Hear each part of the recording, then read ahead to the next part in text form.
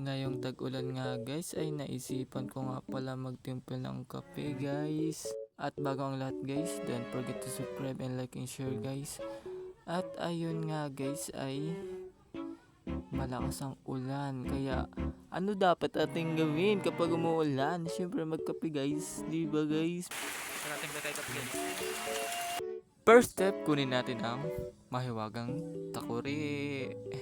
At step 2, lagyan natin ng tubig na mainit ang baso guys. Step 3, maglagay tayo ng kape. Ayan, damihan natin para kaya tayo ipaglaban kahit kung sakaling iwan tayo guys. Ayan. At step 4, lagyan natin ng mahiwagang asukal.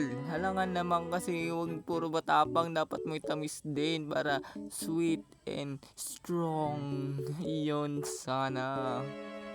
At ayun na nga guys, at sinetap ko ng aking camera guys. At ayan, habang umuulan, nagkakapi ako. Para alam nyo guys. Kunyari pa kape guys, baka gusto nyo.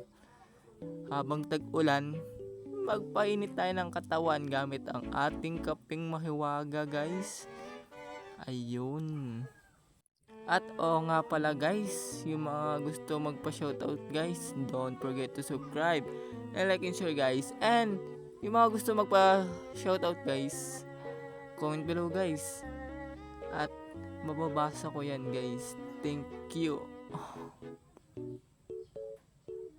And paalam.